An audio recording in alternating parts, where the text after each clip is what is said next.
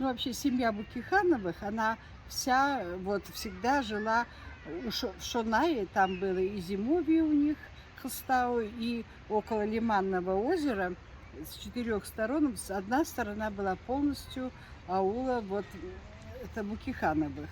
Значит, самое главное в семье после смерти Нурмухамеда Букиханова оставалась Щище, Махаш Щище, это высокая из рода Берыш, она из Жаикова отделения, по-моему.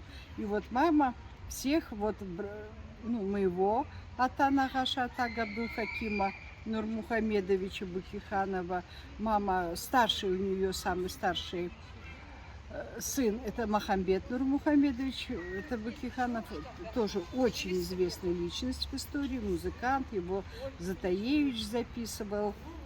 Вот в 28 году, прям в Шонай, когда приезжал, и вот мне показывали, как юрты стояли в этом, это.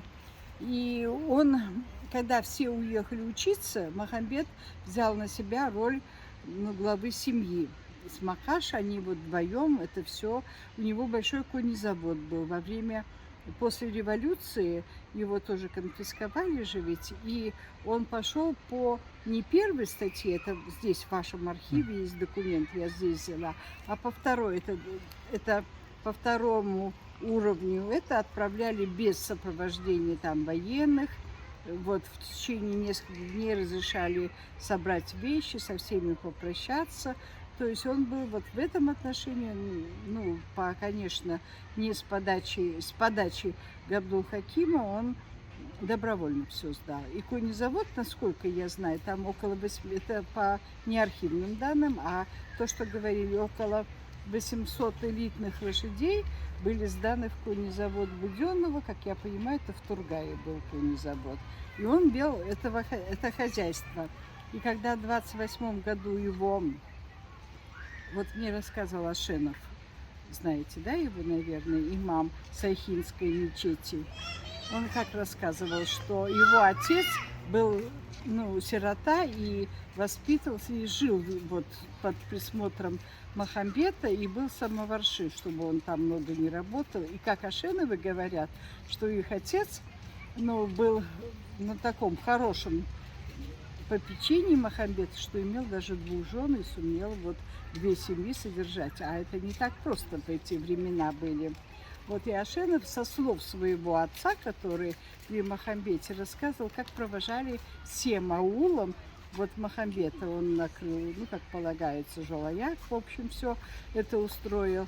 И как вот Ашенов рассказывал, что они потом его почти до станции пешком провожали. И когда уезжал Махамбет, просил он прощения. Если я кого обидел, значит, меня простите. Ну, поминайте вот по-хорошему это. Ну, по-видимому, был очень хорошим человеком. Естественно, я его не застала. Но вот интересно, наши же многие подробности не знают, а так, вдова Беримжанова Ахмета Курганбековича, который был в Думе, он рассказывал моей маме, я ее тоже видела, ну, уже совсем пожилой ее видела, что вот среди казахской интеллигенции ходили слухи о том, что Махаш Щище с Махамбетом, с Хабиром, со своими вот внуками приехали в Чимкент, где работал Габдул-Хаким, облтем управления, и рассказывали, что Габдул на перрон вот Махаш Щище на руках вынес. Вот настолько это все было трагично. Но вот Махамбет самый старший, потом он уже переехал в Алмату и стал работать в музыкально-драматическом техникуме, директор которого был Сагир Камалов, тоже репрессирован, у него жена Куляш. В общем, там очень такая красивый очень мужчина. Вот. И там же Ахмед Куанович, как раз Жубанов, приехал, получив хорошее образование. Он работал в отделе музыкальной музыки и старался студентам музыкально-драматического вести европейское образование, музыкальное, то, чему он учился. А Махамбет оркестр создавал вот уже драматическом, потому что не все это воспринимали, в общем-то, это занимались больше музыкальным, европейским, классическим образованием. И вот у меня есть досталось мне от внучки Махамбета Майлыбаевой Гули. Значит, в 1959 году Ахмед Куаныч написал воспоминания после реабилитации Махамбета. И у меня вот оригинал дома этого есть. И здесь в фондах есть везде, и в Урде, и здесь в фондах вот западно-казахстанского. Значит, Махамбет Букиханов. Написано 56 год. И сбоку мелким почерком Жубанова там написано «Гульшат» в память вот о Махамбете Букиханове. Воспоминания шикарные. Они были опубликованы, но не везде. И там очень много теплых слов Ахмета Куановича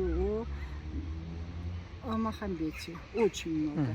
Причем он пишет, что это был и дирижер, и концертмейстер, и к нему приходил домой после репетиции. И сам Ахмед Куанович пишет, что я не хотел, в общем, это, и пустил вот, и там Гамбар Медетов, потом Нуша в 1934 году приехали и стали вот истоком вот образования.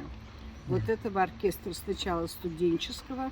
В 1934 году они получили первое место, и этот студенческий ансамбль стал называться Кирциком, имени Кирцика. И первые гастроли, вот мир такой очень тесный, ездили они в Ачисай, Чемкенскую область, и там директором Ачисайского комбината был Кель Мансон, еврей, который из Бразилии приехал осваивать цветную вот эту металлургию. А его вдова из лагеря, когда вернулась, вот она мне рассказывала, как они там устраивали в Ачисае концерт. Вот полосатые халатики у них тонкие, шелковые были. И рассказывала, что вот как этот первый в жизни гастрольная поездка, концерт в Ачисае создавался. Вот София. Кто будет Махамбет? Так, Махамбету это получается сноха. Сноха. Махамбету. А Щеще тоже сноха получается. Махаш Щеще ее так называли. Сейчас вот расскажу, когда в Чимкенте они потом жили, когда арестовали Габдул Хакима Нурмухамедовича, Щеще, Культай Щеще, она ушла в дальний участок и, говорят, ревела, прямо в крик кричала, когда вот забрали Габдул Хакима. Вот уже Махамбета же уже не было. То есть его арестовали, и никто не знал тогда о его судьбе. Вот что... Габдул Хаким это кто? Баязид? Ага. Это младшие братья Махамбета Нурмухамедовича Букиханова. Младшие братья. Габдул Хаким это следующий, получается, сын. Вот он ушел без разрешения своей мамы, Махаш Щеще, вот пешком, в общем, убежал учиться вот в Уральск. На подводах сбежал, короче. Вот так ему хотелось. А Культай Щеще хотела, хозяйство у них крепкое, хорошее. А кто вот. это Культай Щеще? Ой, Культай Щеще это Махамбета жена. А-а-а. Вот так. Она тоже в Кемещейке ходила. Я в детстве ее помню. Видели ее, да? Конечно.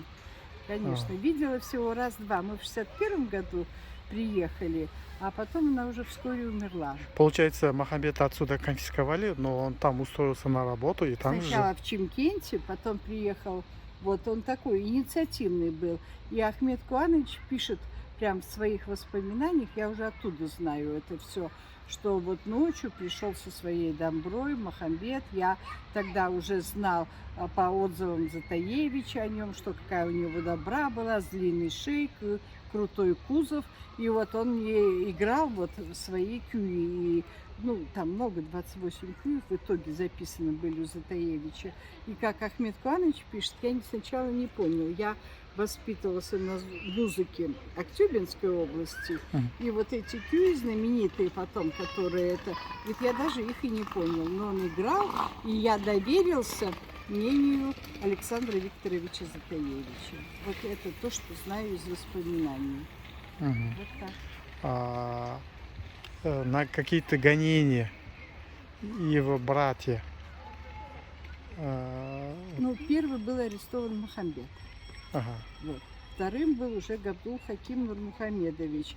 Он тогда же создавал, вот когда в Чимкенте облзеmuправление был начальником, создавал Пахтарал. Это вот все начинание вот этого было, с него начиналось. Вот Пахтарал, сейчас Махтарал это называется. И вот мама рассказывала, Юг всегда же более богатый, там все-таки овощи, фрукты, это все бесплатно. Вот про Абдул-Хакима тоже можно было дальше рассказать, но это сейчас я вперед забегаю. И они встречали эшелоны, которые приезжали с голодающими с севера. И вот мама рассказывает, как они с чаем вот встречали там с какими-то лепешечками. И вот один вагон был полностью, вот одни трупы были. Открывают, то есть не доехали люди с северных регионов, в том числе Тургая. Я потом встречалась с теми тургайскими этими, которые жили вот в Пахтарале. И когда вот спрашиваешь, жить, род какой, я говорю, что вы там делаете?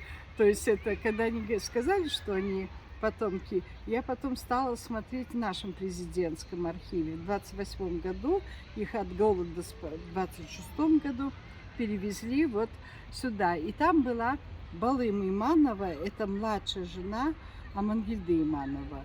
И вот, а Абдул-Хаким был парламентером Тургая, вот когда был переворот, да? Вы знаете? Знаю, да. Ага, так что не буду тогда об этом говорить. И потом сын вот Амангельды Иманова, небольшого роста, совсем щупленький, приходил домой и мне потом уже рассказывал. А вот в этом Жохтау Балым Иманова, что пишет, что в нашем дому жил предатель и все остальное. Я, честно, я прям так боялась, что это она имеет в виду Абдул-Хакима. А вот сына Амангельды Иманова прямо пофамильно мне своей рукой записал, кто там был и так далее. И с теми детьми я дружила всегда. В общем, я говорю, мир настолько это интересный. Вот, и у Балым Иманова замечательный Жохтау. Я вот в переводе на русский язык читала, по-моему, Шубин, если я не ошибаюсь, в 40-м году. Хорошо. Сборники. Спасибо. Родилась в Ташкенте. Правильно мое имя Шолпанай Аманжолова Асхар Кызыя, да? Но поскольку родилась в Ташкенте, там нету вот свой специфический язык, буквы Ш нет, вот, и я стала Аманджуловой, Чулпанай. Вот, Аскаровной. И вот так я не захотела менять вот то, что вот исторически так сложилось, что я неправильная транскрипция вот Аманжоловых по фамилии. Родилась я в октябре 1901 года в районе, там монорайон, где жили в основном узбеки-дихкани, это был город Ташкент, вот старая часть города Кукча, где жили, вот, и я считала себя узбечкой, я там растворилась. Для меня родной язык был узбекским, а мама меня все время, вот знаете, косички 40 штук никак нельзя. Босиком по пыли, как все узбекские дети, бегать тоже нельзя. Меня вот учили рисовать, заниматься музыкой, ходила я в музыкальную школу. Но в нашем вот месте, где я жила, по улице Амангельды 36, но это было не свойственно. Мама у меня в то время, она преподавала, психологию, она аспирантуру кончила, Среднеазиатский государственный университет, и преподавала потом в институте педагогическом Низами. А у нас, говорю, монорайон был в Дыхане в основном жили. И я там была как рыбка в воде, мне так это нравилось. Жили мы в Ташкенте до 1961 года.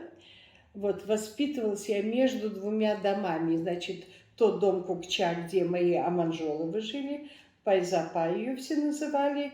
Это потом я уже узнала, кто она. И она была вдовой Садыка Аманжолова, который из рода Караханглы. Это Тургенское наше ущелье, Харатимыр, Харатурuk. И вот отцы знаменитые, воспетые во многих картинах, это родина моего Садыка Аманжолова, нашего предка. Там есть перевал Аманжолова, шикарный перевал, когда на Кульсайские озера, и вот на Исукуль туда, этот перевал это назывался. Почему? Потому что вот Аманжол Аюкович Чебан был, скотовод, он почему-то был, наверное, ему скучно было со всеми, и он через вот это место переходил в другое ущелье, которое потом стали называть Аманжол-Жолы, и потом вот уже на картах это вышло как перевал Аманжола. Вот. Садык Аманжолов это был юрист, который кончал в Казанский университет. Вот.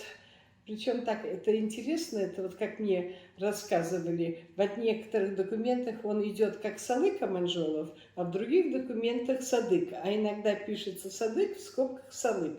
Я всегда это удивлялась, ну как это может быть абсолютно разные имена, не имеющие друг к другу отношения. Оказывается, вот его отец, который через перевал ходил туда, он хотел дать образование своему единственному сыну Садыку Аманжолову и привел его в Бернинскую мужскую гимназию. И в этой гимназии наш Садык Аманжолов по конкурсу не прошел, директор был Вахрушев, знаменитое лицо. Вот, он занимался со многими нашими, как миссионеры, обучал наших вот казахских мальчиков, давал им хорошее образование, очень много душу в них вкладывал. Вот, и он не прошел Садык Аманжолов. Тогда его отец это привел, опять же, его же втолкнул это, чтобы пройти конкурс. И когда у него спрашивали, ты ж приходил, он говорит, нет, тот не сдал, а я другого привел. А у него вообще единственный сын был. В общем, у них какая-то вот такая авантюрная вот эта жилка. И наш вот кончил, хорошо кончил он, серебряной медалью потом вот университет казанский кончал. Но вот благодаря вот этому, а он был купцом, так, нет, не купцом, у купца третьей гильдии Валиева приказчиком. Ну, он был грамотен, читал вот это, тут я много могу баек рассказывать. Ну, в общем, вот Садык Аманжолов, когда начались вот эти все репрессии, до этого он был в Алаш-Орде, активный член этой Алаш-Орды, от Семиреченской губернии по приглашению Алихана Нурмухамедовича Букиханова, который вот из Тургайской, это региона Семипалатинска, не Букеевского, да, я это имею в виду, вот пригласил его участвовать в съезде, и по его рекомендации от Семиреченской губернии Садык Аманжолов был избран Народный вот совет Алаш-Орды. И там он активно занимался и в гражданской войне, сотню вот алашского войска вот на Шеушек, как наши говорили, это по картам Чугучак. Я не могла Шеушека долго на картах найти, пока мне не сказали, что это просто-навсего разная транскрипция одного названия города. И, в общем, вот по воспоминаниям Тынышпаева, он был ранен, тяжело ранен, шрам мой дед, отец Садык, это Оскар Садыкович Аманжолов, это все помнит. Вы там воспитывались, да? Это в Ташкенте, да? Да, это вот Кукча. Так вот, когда хотели, ну, друг его, немец, который работал в НКВД, это Садыку сказал, что тебя сегодня арестуют. Он собрал все свое семейство в телегу и уехал в Бишкек.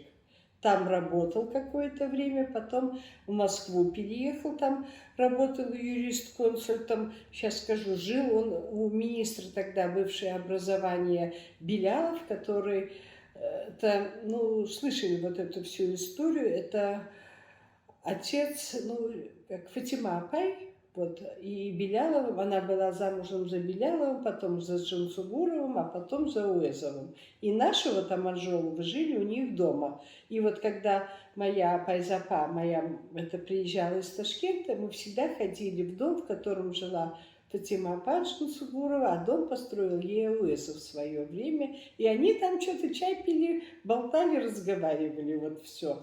То есть эта дружба ушла еще из Ташкента. Вот Ташкент, потом Москва, потом наш опять уехал, вот уже в Ташкент, там был Мухаммедияр, сейчас тоже деятель Алаш-Орды, который не очень хорошо о нем почему-то вспоминают. Вот, он был бакалей-тур Казахстана, представитель в Ташкенте, и опекал Садыка Аманжолова, тот работал в бакалей-турге, юрист-консультант. Вот так. Почему наши оказались вот в Ташкенте? Но Садык Аманжолов в первый год войны, туда они приехали в 1938 году из Москвы уже, и умер в первый год войны, 5 декабря вот 1941 года. Вот умер от воспаления легких. И вот моя бабушка осталась одна, вот с 6 детьми, младшие еще в школе были, в консерватории, она сейчас в Алмате жива еще, единственная из всех детей Аманжоловых, она жива. И жили они очень тяжело, конечно. Вот я помню условия, в которых мы жили. Но сейчас не любят все же говорить о том, что жили скудно, бедно. Вот, и земляной пол у нас был, циновки у нас были, да. Потом, вот я забыла, как Это в называется. Ташкенте? В Ташкенте. Маленький стол квадратный, а под ним это яма, и туда угли, вот это все сгорало, и мы так обогревались дома. Это вот, ну, почему-то я не стесняюсь говорить о таких вещах. Веником, вот, куриный помет с водой, и я подметала. Но жили мы вот с остальными нашими соседями достаточно хорошо. Вот. А вторая моя часть жизни в Ташкенте, это в центре города, это Куранты, где Алай-базар, по улице Урицкого, трехэтажный дом. Мы жили на 3-м этаже, и вот там, где Зауре Шапа была наша, вот.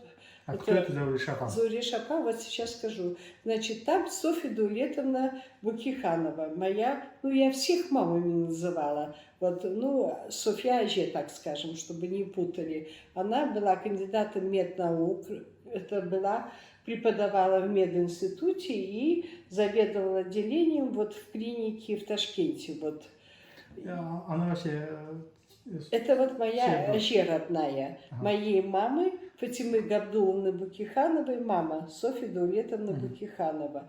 Сама она по мужу Букиханова, по своей вот нагаше, это, значит, Мухаммед Гирей, это Мухаммед Гирей Букеев, ой, да, Букеев, который старший брат Акына Шангирея. Жили они в Савинке, это Новоузенский район, у них там было большое поместье. Это внук Мухаммед Гирей, который родился еще при жизни хана Жангира. Вот, потому что хан Жангир умер, получается, в августе 9 числа по старому стилю, а Мухаммед Гирей родился до кончины хана Жангира, поэтому я могу точно определить, что это первая половина, год рождения 45-го года. Вот. Он сначала был светский такой человек, а в последнее время он был, вот, ну, Сопа Болда, это про него говорят. Это, я не понимала, что такое Сопа Болда, это суфи, оказывается. И вот как это пишет в своей работе о Шангирее Букееве Максат Тажимуратов, он был известный вот теологом во всей этой округе. Вот так. Это вот Зумар Харашевым они общались. Я знаю, со многими башкирами приезжали к нему, он даже вот описывает какая-то школа и все остальное. Это я со слов Тажимуратова знаю. Вот и... А Шангирей младший был, получается, он в 48 году, согласно его стихам, получается, что он родился в Тамыз, месяц такой-то, год такой-то. 48 года это по стихам легко просчитывается. И вот то его замечательное стихотворение, которое вот исследователи, может, правильно трактуют, да, о том, что оно посвящено их дяде Губайдулле, младшему сыну хана Жангира. Вот вам пишет, я Урша могу только, вам пишет с озера Барсы, ваш раб и младший брат, живу приветствуя восход, сменяющий закат. Господь пусть это не спошлет здоровья мне и вам, и не лишит он нас там вот всяческих благ. Вот в таком плане. Очень красиво, акростихом. Вот перевод, это Шубина, если я не ошибаюсь, на русский язык. И вот я много изучала вот в обратном направлении с русского языка, историю изучала уже вот на казахском языке. Это второй дом, который вы жили в Ташкенте, да? В Ташкенте на Урицкого, да. А Жека была вот, они там, ну, жили материально много лучше, все-таки она врач, известный врач. И вот к школе меня готовили, чтобы я изучала русский язык и знала, владела русским языком, рисованием, музыкой, вот меня туда отправили. А вот Зауреш, это как раз Зауре Шапа, Тополя мы ее все называли, она, получается, воспитанница Шангирея Букеева, считалась его дочерью. Вот по всем нашим все говорили, что в действительности она старшая дочь Мухаммед Гирея, вот тот, который Софы Болды. И Вот Харчище фотографии вы видели, когда вот и в музеях, наверное, видели. И вот Зауре Шапа, когда мама уезжала в аспирантуру, вот поступать, определяться в Москву, Зауре Шапа, по моим понятиям, она где-то вот 75-й год, это 1875 год, это вот по моим понятиям. И вот она со мной вот рассказывала вот эти стишки детские, я до сих пор вот помню. Хай-хай, елемныны сынай, хай-хай, жусаныны сынай. Это вот она вспоминала вот о своей жизни. А потом вот Туркищев, Тундахайда барасын, мама мне барамын, мама саган не берет. Знаете это, да? Башка. Да, вот. И это я со слов вот своей этой Зауре Шапа. Она была необыкновенная женщина, высокая, статная, платочек завязанный. Мне казалось, ну я же маленькая была, и как она спускается с лестницы, мне казалось, что она очень высокая. Так вот, жили мы, на кухне у нее была такая тамамка, туркменский ковер, вот он до сих пор у меня дома, я его использую. И вот мы лежали, она вот уголочком вот так ложилась, а я вот здесь у нее сидела, чтобы я не вывалилась. Представляете себе, я вот это почему-то помню, удивительное дело. Так что вот я ее зрительно хорошо помню. Платье ситцевое, обычно вот здесь на Татьяночке, вот такая жилеточка на ней была. Супер женщина. И она меня учила рисовать. А потом я уже, когда выросла, мне сказали, что учил ее итальянец-художник при Ташангирее, выписал для своей вот дочери Зауре Шапа нашей, художник итальянца. И для этого, вот как по воспоминаниям наших предков, что вот крыша многоярусная, я тоже не понимала, пока не увидела фотографию этого вот дома Шангирея. Вот усадьба, она многоярусная, и часть, значит, он стеклом закрыл крышу для того, чтобы было хорошее освещение для Зауре Шапы. Вот. Любимая книжка Зауре Шапы. Родная дочь этой Зауреш? Зауреш, она не родная, она племянница родная. Она дочка Мухаммедгирея Сейдкиреевича Букеева. Вот. Получается, Мухаммедгирей, внук, который родился при хане Жангире, вот Зауре Шапа, старшая дочь Мухаммедгирея, но она была сразу вот в почти малолетнем возрасте Шангирей с Хадишой, со своей супругой, он ее удочерил, и она у них там, наверное, документы не оформляли, вот я так думаю. Не слышали, сколько жен был у Шангирея Букея?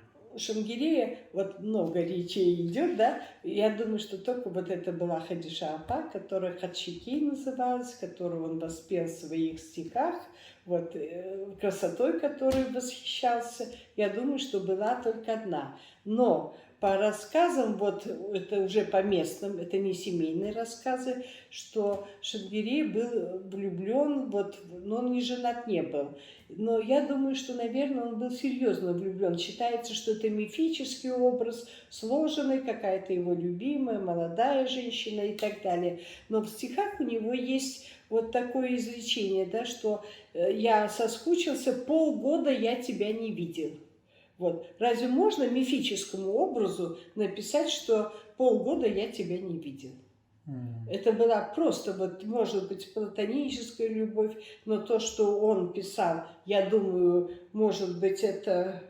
Вот, ну почему? Разве вы скажете, что моя любимая, я тебя полгода не видел? Это реальное лицо было. Но это не значит, что это она была замужем за Я думаю, что просто его влюбленность. Потом вот это уже по семейным, что Мухаммедгирей был суфи, он умел предвидеть, вот по современным теперь понятиям, что вроде бы он даже в Австралии бывал, это современной терминологии. Вот, и вот он говорил о том, что грядет вот очень большие серьезные события. В общем, он предвидел гражданскую войну и восстание 16 года. Это я знаю со слов Мадины Акышевны Букеевой. Вот так конкретно я говорю. Я ее за год до смерти, Зеленый дом, вот туда к ней ездила и с ней, ну, несколько дней мы беседовали. представляете себе? И вот эта Мадина апа, когда я приехала, вот она не знала меня, никогда в жизни не видела, но она меня встретила как сагындым сена. Вот ну как вот так можно человека не зная? В общем, она необыкновенная женщина, эта Мадина апа. Хорошо, теперь ваши предки по линии отца, по линии мамы. Вот про Садыка Манжолова я рассказала, да, в общем, это юристом работал с наганом, у меня есть справки, какой у него наган, номер, это я в областном Алматинской области в архиве находила эти документы. Ну и тоже вот по рассказам был очень известным человеком, и как-то я встречалась, они же ведь все вот местные между собой общались. Так получилось, что с Димашем Ахметовичем Кунаевым я встретилась в доме, где моя уже в Алмате с Ажека Софья Даулетовна Букиханова жила. Она в первом подъезде, во втором Карымбаев, а родители Димаша Ахметовича вот по Абая, Дом Мира, Абая и Чайковского. Они там рядом с Аркой жили. И вот моя это Пайзапа, которая вдова Садыка Манжолова, к ним приезжала всегда с Алемберда, вот так. И вот когда я во дворе, когда увидела, меня представили Димашу Ахметовичу, и он сказал вот тогда, что вот в детстве, когда Садык Манжолов приезжал в белом костюме на фаэтоне, вся детвора собиралась, его ждала, и он деньги раздавал, конфетки, вот всей детворе, в том числе Димашу Ахметовичу, когда он был ребенком. Они какие-то между собой достаточно близкие родственники на уровне двоюродных. Зухра Шариповна, она вот родственница Манжоловых, вот так скажем. И вот тогда вот рассказывала, что со временем придет время, когда имя Садыка Манжолова будет известно вот во всем регионе. Вот ну, так оно и получилось в итоге. Это уже относительно недавно. Сейчас Садык Манжолов ваш дедушка, да? Да. Ваша дедушка. Да. Кем он был по линии Ру, как? Ру, я сказала, Караханлы. Караханлы. Да. Летняя джайля у них было вот осы. Вот учили, это рядом с перевалом Аманжола. А Кыста у них было по Или, поселки, хорошие поселки Харатимыр. Вот они оттуда, Чилик, вот там у них все, это Кыстау находилось. А бабушка? Это вдова, которая Садыка Манжолова, да? Вы про нее спрашиваете? Да. Она сама по паспорту пишется татарка, но она всегда возмущалась, она говорила, нет, я из Казанской Ногайка. Вот она себя считала, что она Ногайка по национальности. Вот, но по всем документам Сафа Насыров, это был купец Симпалатинский в Аягузе первой гильдии. Вот у него торговые дома в Китае были. Вот говорят, по пятницам он резал корову, раздавал бедным или вот угощал, как полагается. У него жена была тоже, ну вообще удивительно, у нас все вот по мире, это Халел, один был Габасов, и его старший брат Габасов был в Алашурде, а его старший брат, это двоюродные братья вот другой бабушки, матери Сафы Насырова, вот получается два деятеля, один Алашарды, а другой Красный, был дети полковника Карабаша, вот родственники нашей вот бабушки Пайзы, вот так скажем. Так что наши все поперемешались. Хорошо. Теперь насчет вот репрессий от ваших предков или дедушек.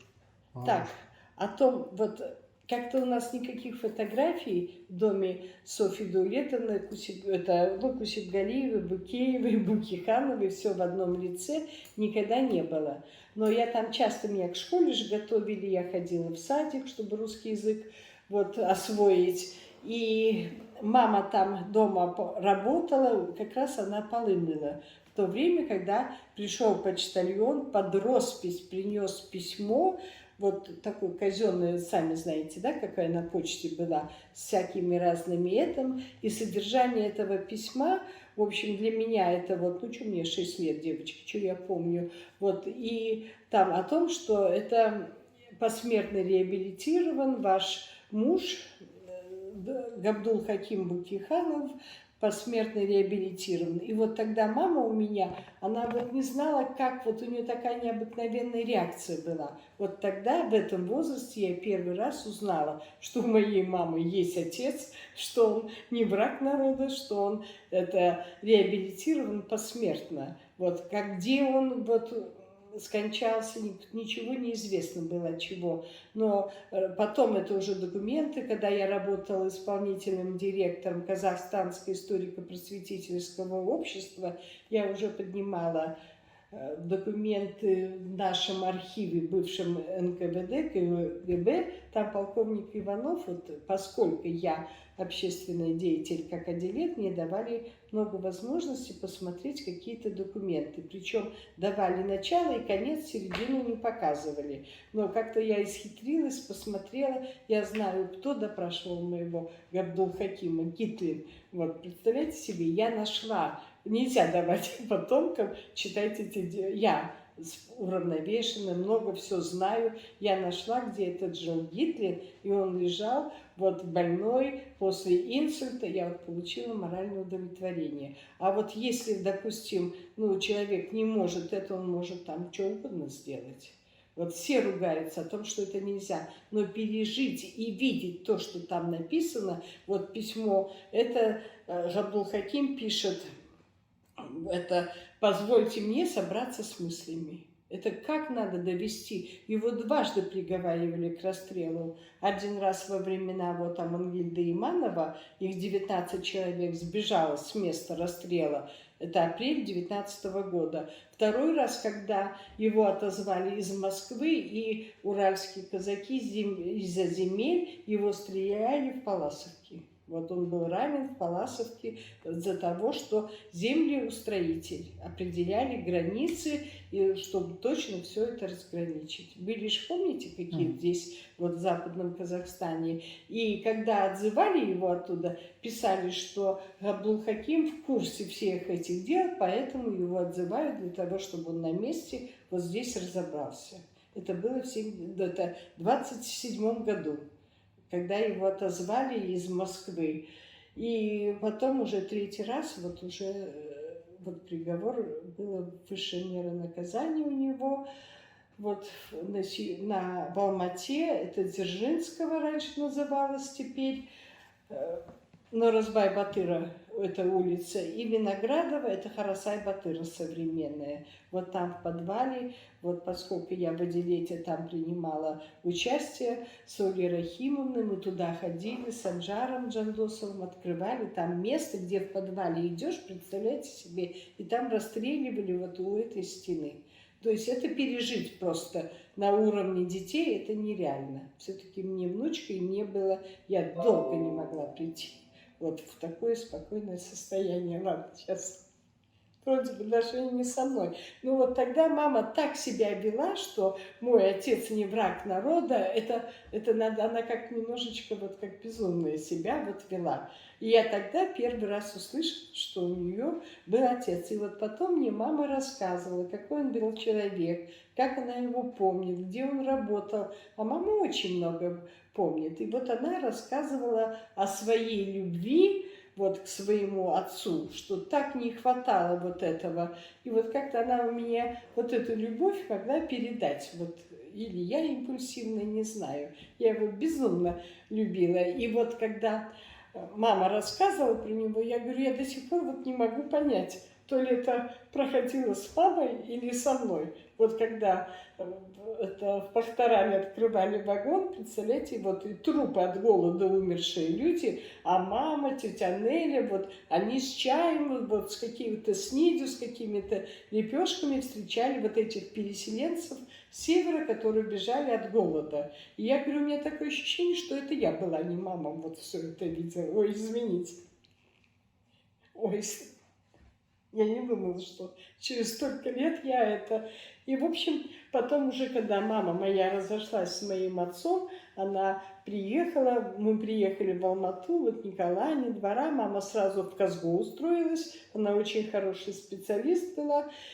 И вот там вышло уже, это второе мое литературное, вот такое уже бумажное имеется в виду носитель. Мама купила книжечку «1000 песен казахского народа», второе издание Затаевича. И вот она тоже вот столько нарадовалась, что Затаевич очень хорошо пишет, вот у него такой стиль с пафосом, вот замечательный, что книгу посвящает своим друзьям и так далее. А к этому времени мама уже знала первую, то есть она сама читала 25-го года первое издание, где в предисловии пишет особую благодарность, он Габдулу Букиханову выражает, это неукоснительными данными по поводу «Наша жизнь был очень хороший дом Раше», вот указаниями он это реагировал. Вот это все потом сняли. Потом, если вы видели первое издание 25-го года, я боюсь, в полчаса я не уложусь в ваши. Вот.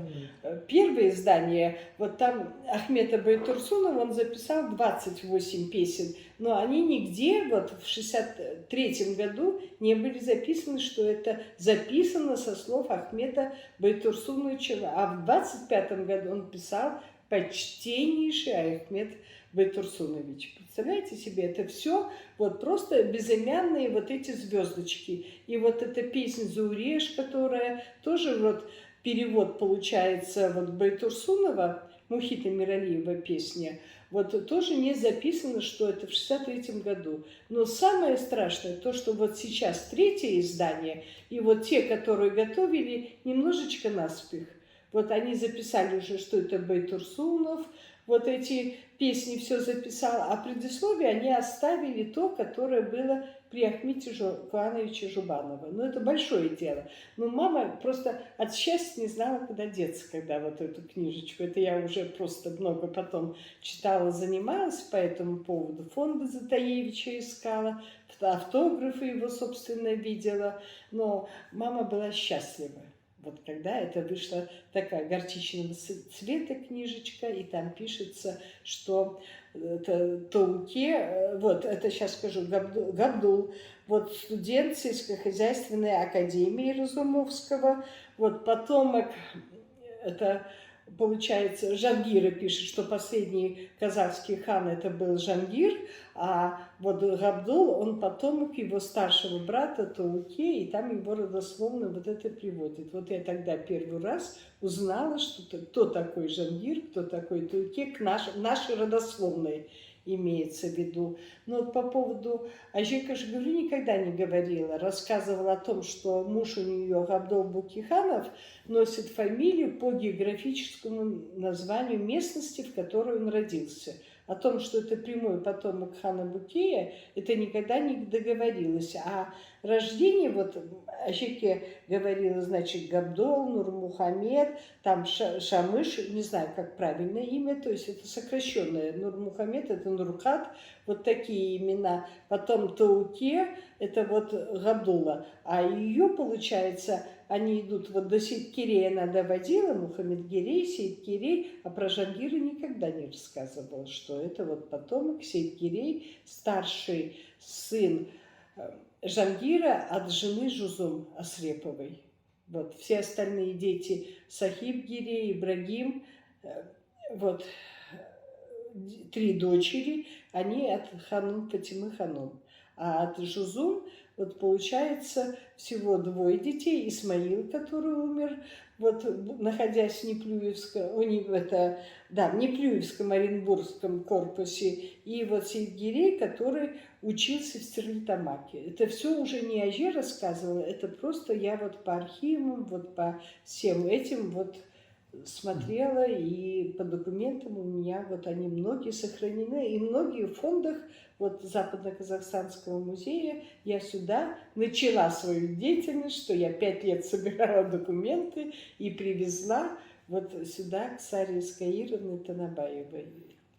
Более подробно еще раз можете сказать ваших предков, именно от кого, например, вы, ваша мама и отец? Так, у нас 3 ветви, мне очень сложно объяснять. Ага. Значит, Даулетшах Кусибгалиев, он идет вот от калмычки, сын Нуралы, вот Орман, от жены калмычки Рыс.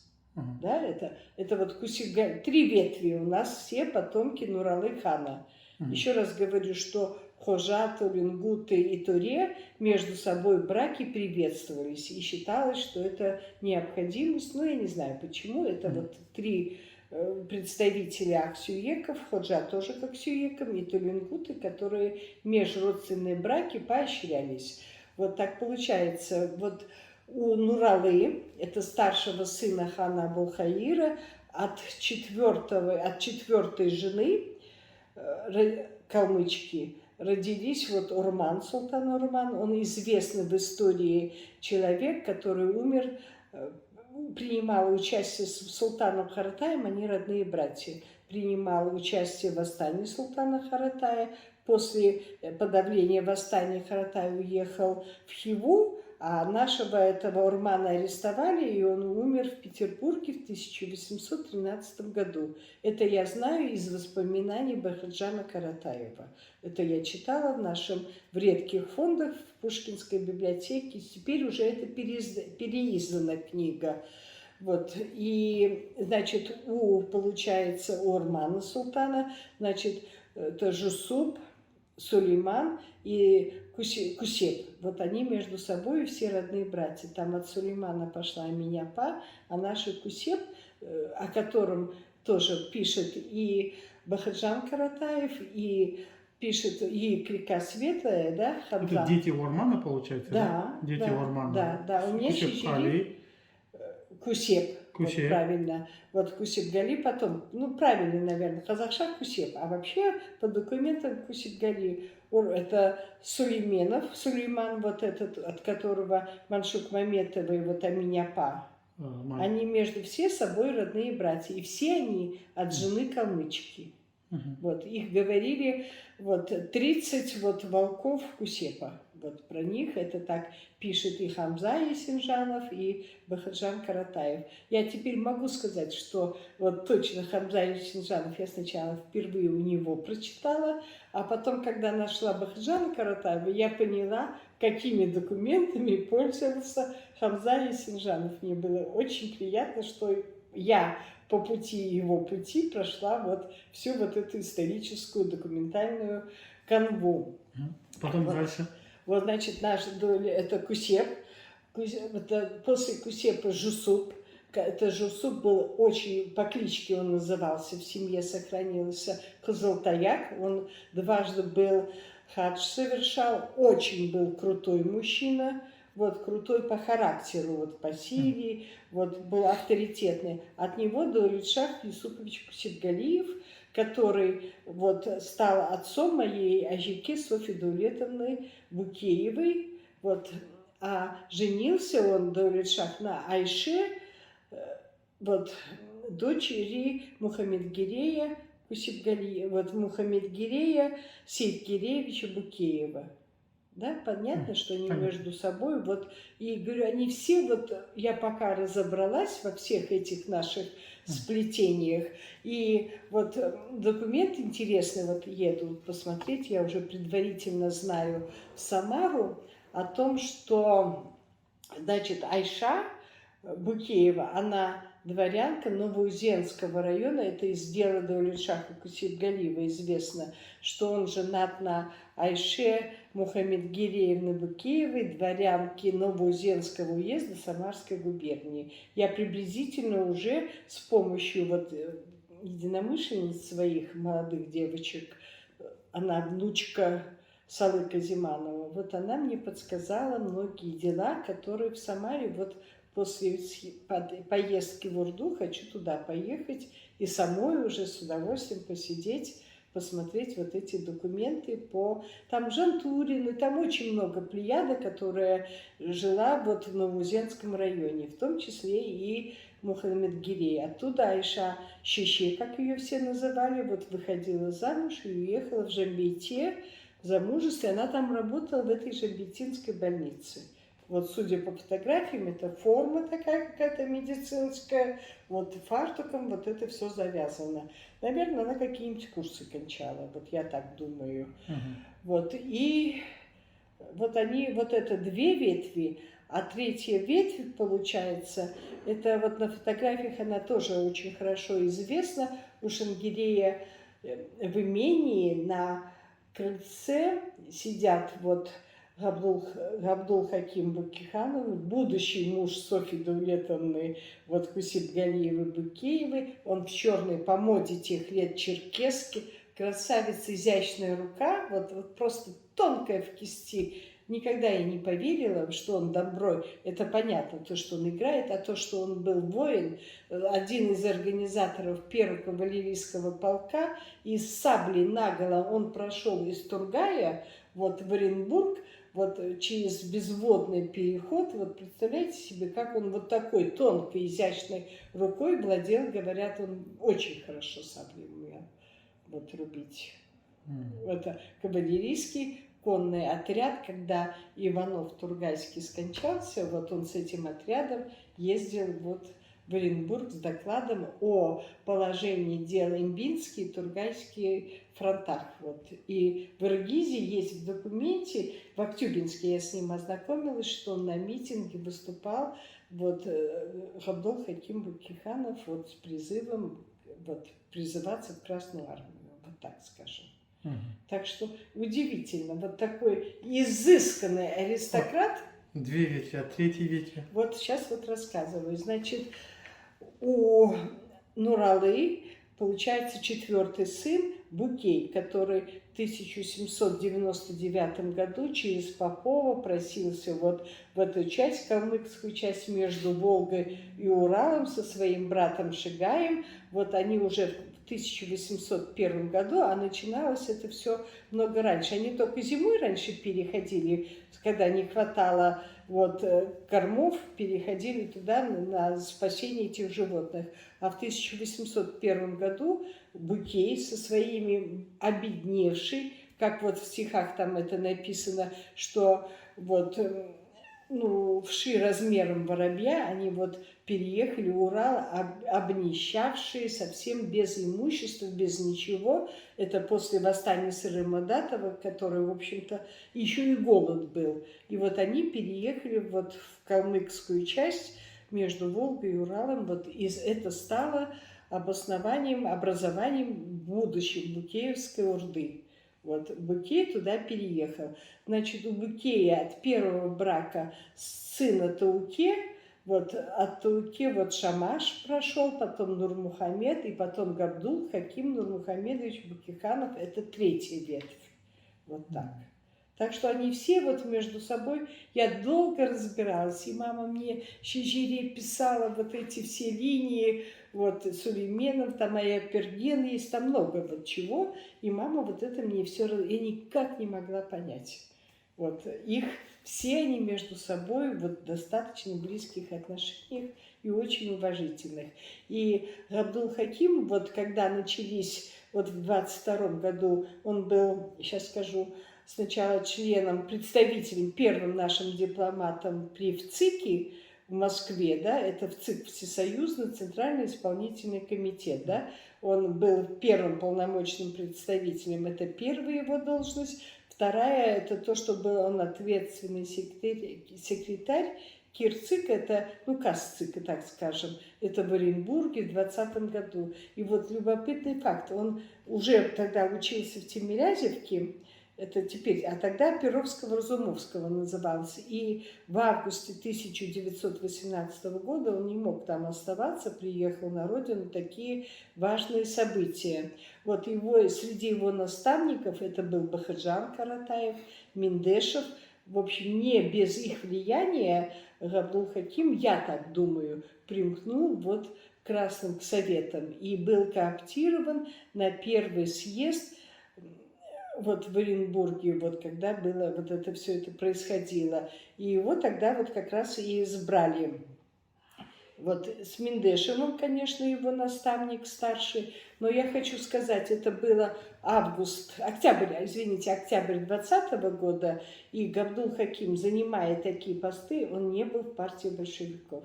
Вся Алаш уже перешла на сторону Совета, да, после 5 марта 2020 года, а Габдулхаким, вот, который занимался определением границ вот этого нашего автономии киргизской, все добивался при таких постах, он только через полгода вступил в партию большевиков, когда был сам, это я так представляю себе, когда уверовался, что образовалась Киргизская Советская Социалистическая Автономная Республика.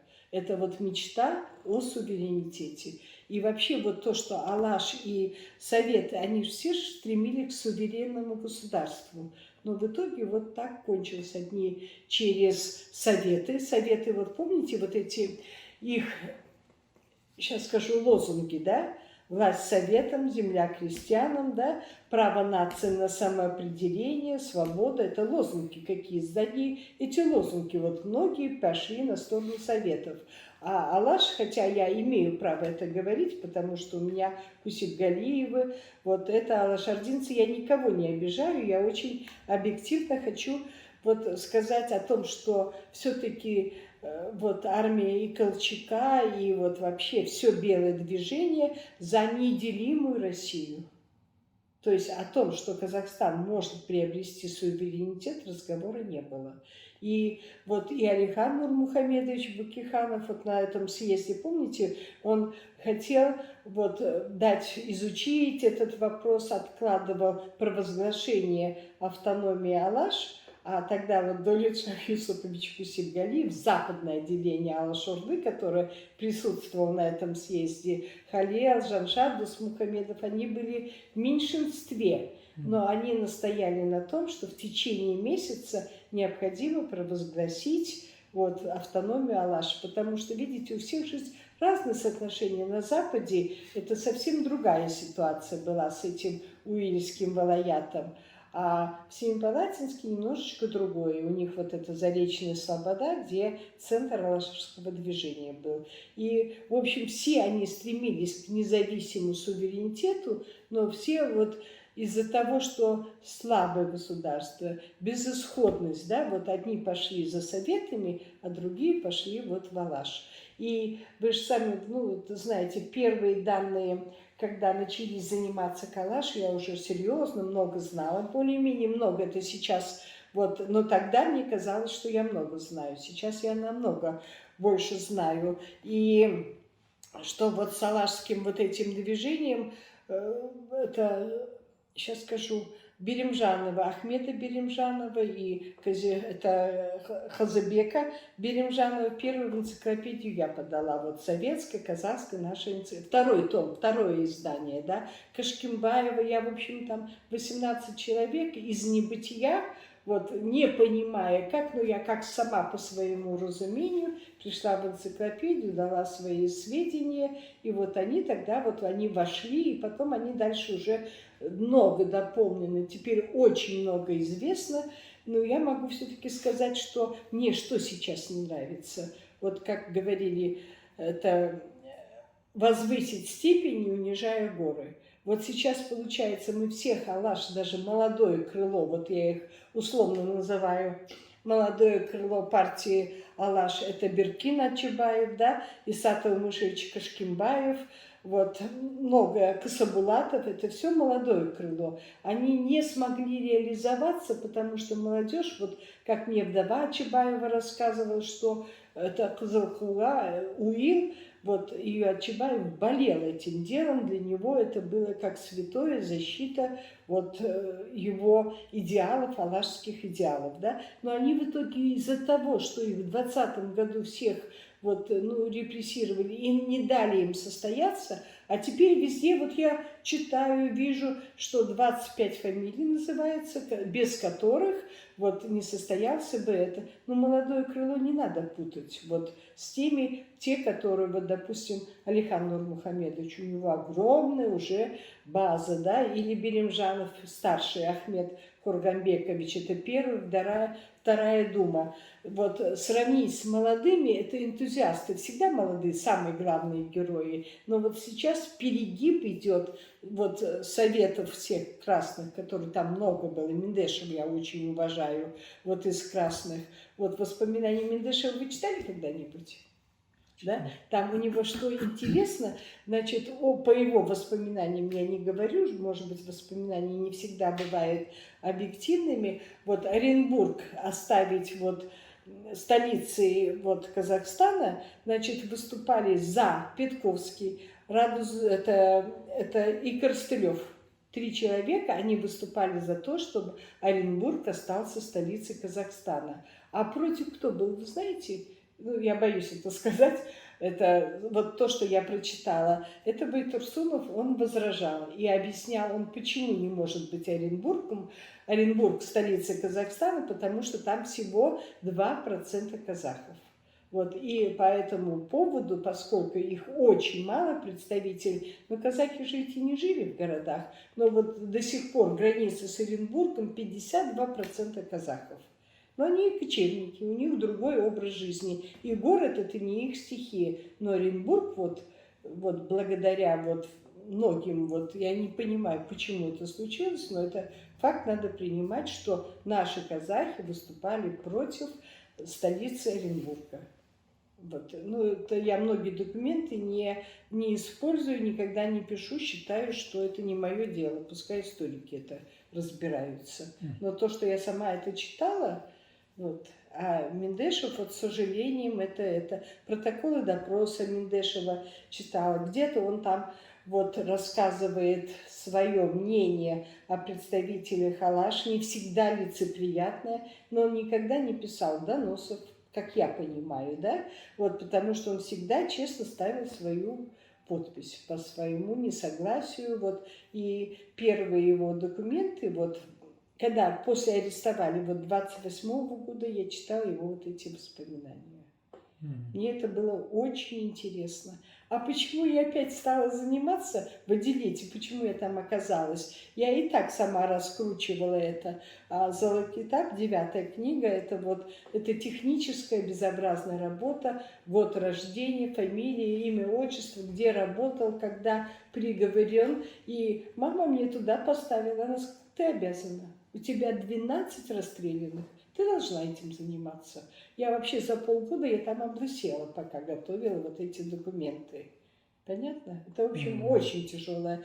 И мама всячески говорила, что это мой долг. А мама, наверное, для меня все. Вот то, что она говорила, в итоге я все это и делала. Вот восстанавливала имена очень многих вот ее родных и начала, конечно, с Габдул-Хакима Нурмухамедовича Бакиханова. Потом Дулиша Хусибгалиев, у меня статьи были уездные лекторы, ну это наше разное поколение. Вот те, которые... Моя задача была так, чтобы вот полюбили, обратили внимание, и вот эта ваша книжечка тоже продолжение, вот то и я безумно счастлива, потому что это я не хотела, не люблю, когда вот потомки начинают вот своих возносить, превозносить, мне кажется, что это неправильно. Это мне муж подсказал, вот, что не надо самой лезть, а сделать ты должна так, чтобы широкое общественное мнение создавалось об этих людях. Вот я счастлива, то, что историки официально это принимают и занимаются этим делом. Вот. Теперь насчет репрессированных. Так, вот, значит, первое, то, что я узнала, что Габдул-Хаким не враг народа. Вот это потом дальше раскручивалось все. Потом я уже, когда вот первая книга выходила по расстрелянным, вот тогда я узнала, что Махамбет Бакиханов, старший брат нашего Габдул-Хакима Нурмухамедовича, тоже оказался расстрелян.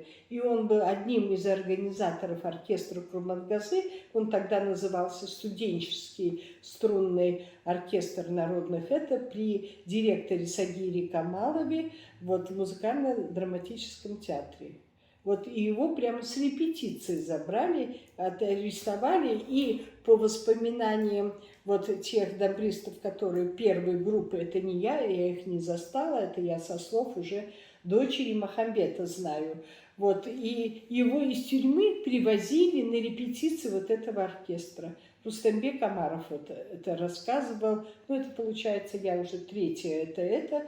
Вот на репетиции его привозили. И вот эти воспоминания с дарственной надписью 59-го года Ахмета Куановича Жубанова, вот вы знаете, как складывал доклад? Вот здесь у него написано «Воспоминания, 59-й год, памяти Махамбета Букиханова». Вот открываешь вот так это, и тут странички напополам разрезанные, вот А4 напополам. Вот в ваших фондах я сюда привозила эти документы, они до сих пор, копии, естественно, потому что это же не мои копии, вот, ой, не копии, а документы, они вот до сих пор почему-то ими, ну, не пользуются, так скажем. Единственное, кто сейчас исторически занимается этим вопросом, это Бердыбаева Айжан, которая из Медет, который играл лучше всех, это Жошихана. Вы поняли, да, о ком я говорю? Это сейчас Медет, Габар Медетов. Вот один из солистов вот этого оркестра. Вот она очень серьезно, как профессионал, занимается. И сейчас директор, не директор, режиссер, вот тоже эти документы просит посмотреть. Вот я приеду, непосредственно займусь. Вот он пишет это докторскую работу по организации оркестра Курмангазы. И вот там, где Ахмет Куанович Жубанов, вот он пишет, что Махамбет после репетиции ночью, несмотря на опасное время, приходит домой к нему и рассказывает. Или вот рассказывает, какая у него домбра была. У Науши, ну я опять ухожу, у Науши Букиханова была коротенькая, маленькая, вот такая домбра. А у Мухамбета была вот большая, вот с длинной этой и с большим кузовочком. Это вот со слов это Ахмета Жубановича, я тогда никогда не понимала. Но здесь я уже со многими этими домбрами вот ознакомилась, теперь я понимаю. 3 школы игры, вот это у Жубанова, вот в том числе, значит, получается. А потом, что очень важно про Махамбета Букиханова, что Дина Нурпейсова была тесно связана с Махамбетом, они дружили, у них общие кюи. Вот, и она после ареста Махамбета Букиханова очень грамотно поступила. Она пришла к его вдове и сказала, что пускай эти кюи будут звучать на радио, и она играла кюи Махамбета, уже объясняла. Это не потому, что она что-то там использовала, а просто хотела, чтобы эти кюи жили Махамбета Букиханова. И они многие вошли в историю как кюи Дины Нурпейсовой. Но я вот хочу сказать, я сама никогда Дину, естественно, не видела, но она была очень дружна, вот, Культай Щище наша, она из рода Берш, вот, и отсюда, опять же, из Шоная она по происхождению. И Дина Апа здорово помогала материально, вот, деньгами и продуктами выжить семье Махамбета Букиханова. Это я просто говорю, как вот люди друг другу в тяжелых вот ситуациях помогали. Вот здорово она помогала. О ней такая хорошая вот память сохранилась. Вот какое было обвинение на Габдулхакима и Махамбету? Так, Махамбет Нурмухамедович старший брат Габдулла Хакима. Вот, и он, вот тоже про него никто вот этого, наверное, не знает. Если вы посмотрели на фотографиях, у него немножечко рука вот висит. В детстве он в курт опустил свою руку и сжег. И вот она у него немножечко плохо вот двигалась. Но это не мешало ему быть великолепным домбристом.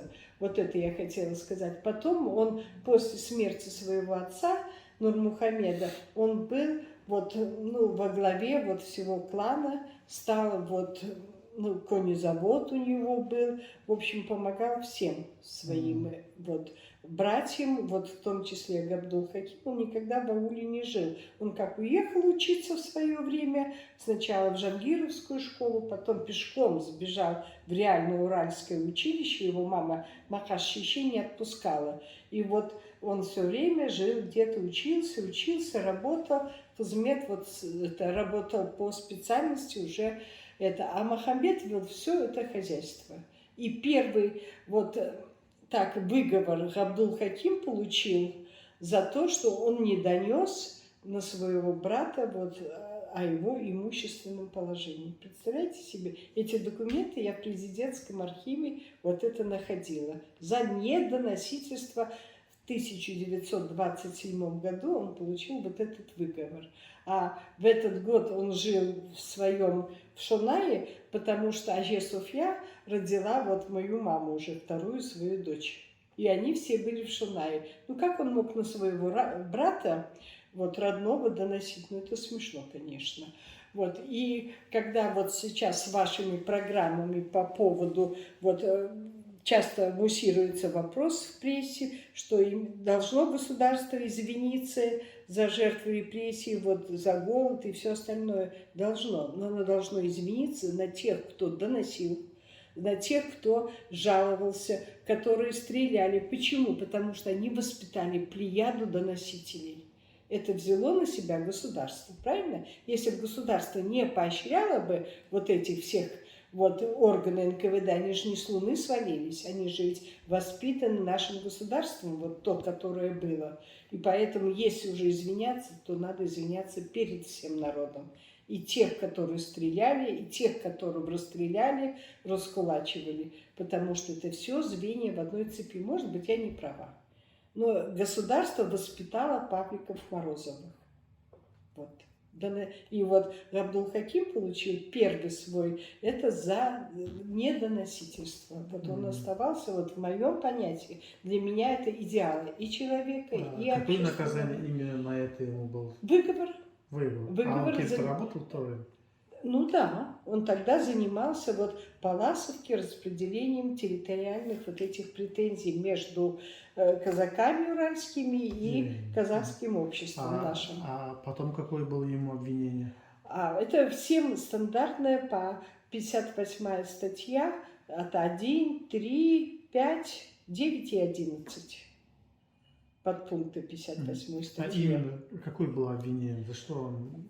Так, шпион, даже японский и немецкий, образовал вот диверсионную команду сейчас я вот как бы не соврать, с Досоном в одной команде был, и еще то ли немецкая фамилия, вот, за вредительство.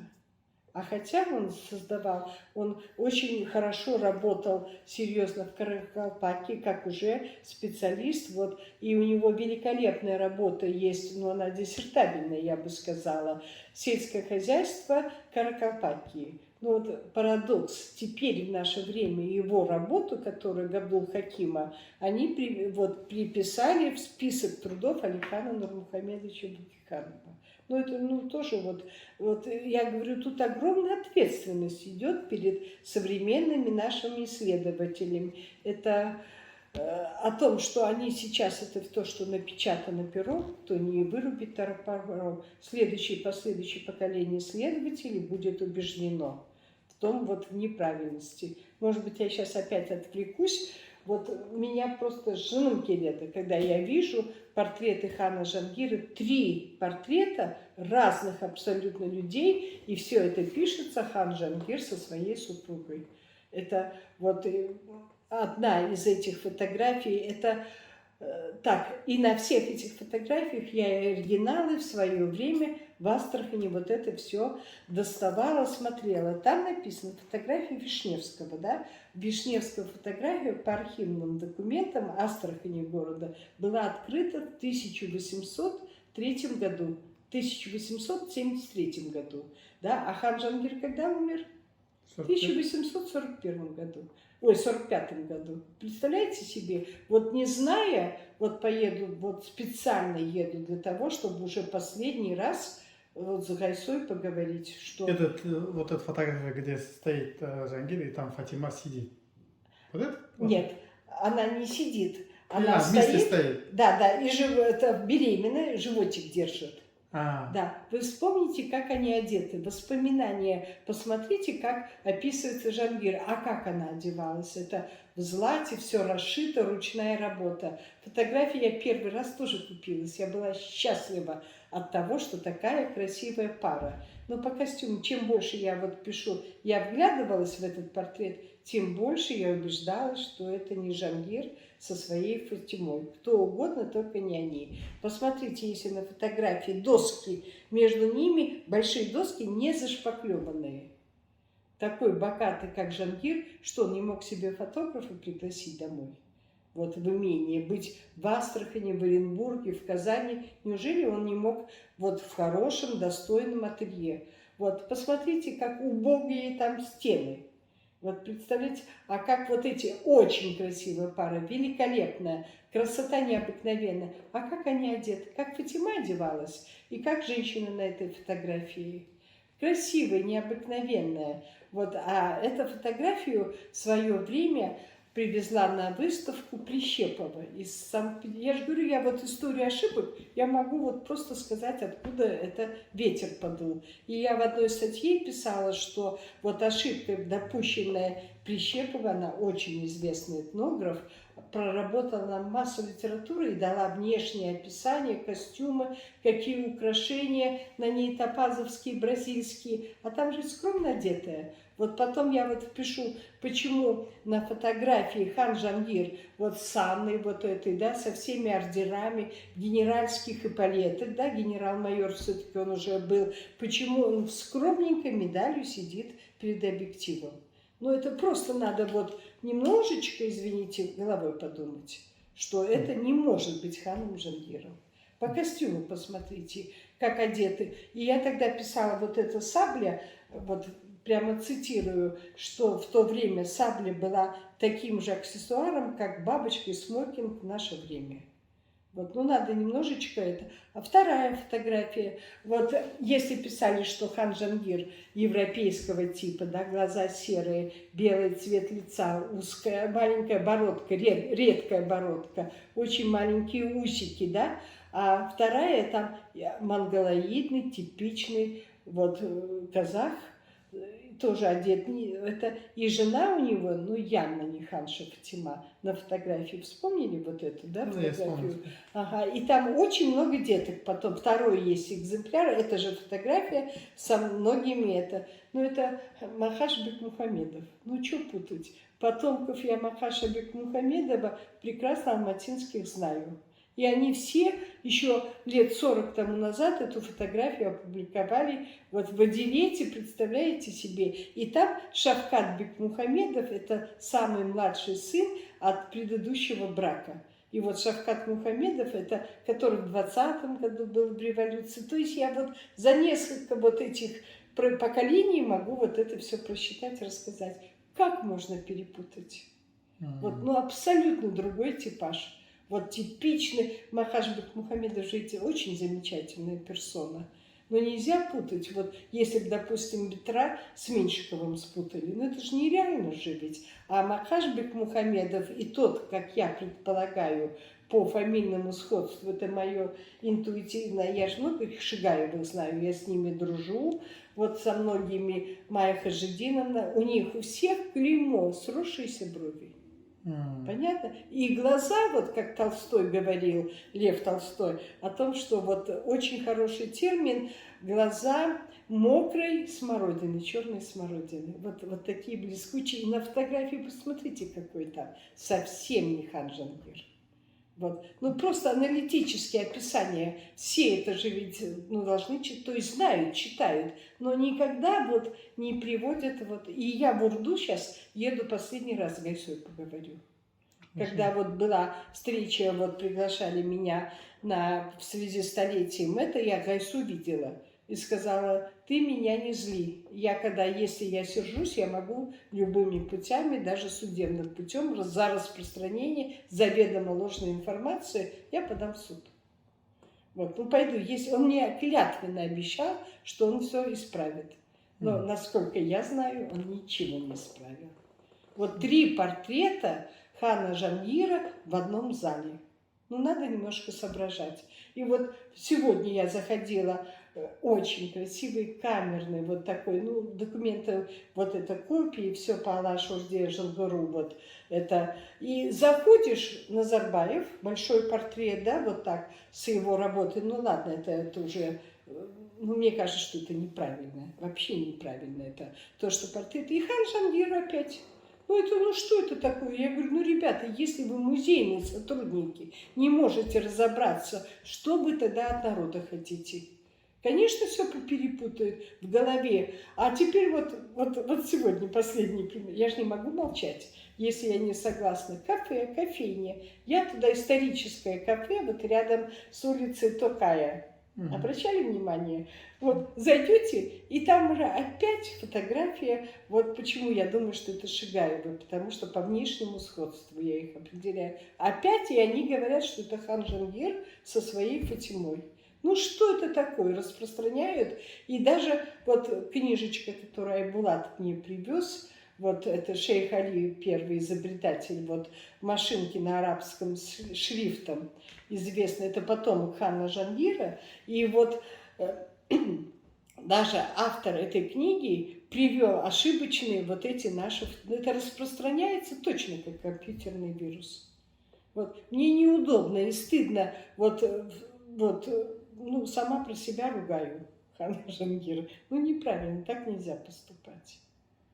Вот когда в музее, и в этом музее тоже, ну как так можно? Вот женунки лето, вот не знаю, что сделать, чтобы это. Вот. Ну вот начинаем вот с того, еще опять к этим репрессиям возвращаемся. С Махамбетом ясно, да? Он был первый из нашей семьи. Вот в одно время с Байтурсуновым я документы не смотрела, но судя по, это 36-й год по аресту, да, я думаю, что это немножечко раньше, это вот деятели культуры, когда попались. Дальше вот я пишу Кусибгалиев, Дулетшах Юсупович. Вот как моя Ажике про него рассказывала, что вот про Алашорду она мне никогда не рассказывала, но с гордостью говорила, что он лекарь, уездный лекарь, что работал главврачом в Жембетинской больнице. И вот она мне прямо устно рассказывала, вот диплом, это уже мама рассказывала, как диплом все написано, да. Потом мне Марат Абдышев нашел все эти дела Кусибгалиева, вот, которые он в Московском этом мединституте, и мне вот подарил, вот, Абдышев, знаете, да, это очень большой собиратель вот документов.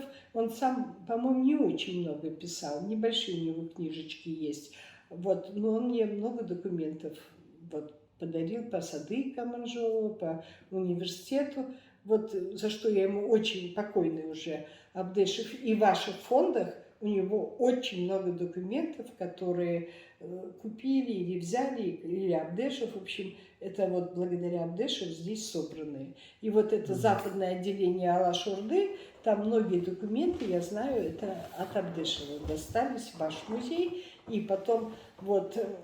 Это в Алаш-Орде, они все были про этого. Ну, дальше теперь. Дулетшах Юсупович Кусибгалиев, наши его воспринимают все-таки больше как врача.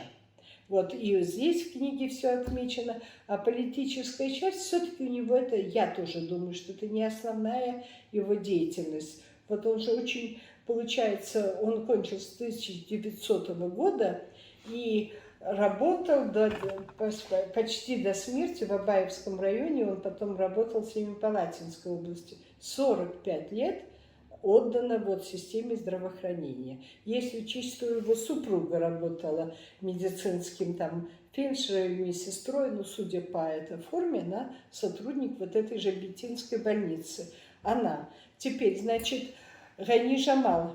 Она вот тоже медсестрой работала, но, правда, она тоже не дипломированная. Касабулатов, первый ректор нашего, директор тогда называлась, мединститута, да, Исатова Мышевич Кашкимбаев, вот второй супруг моей Ажишки Софьи Даулетовны, это тоже врач, да, вот.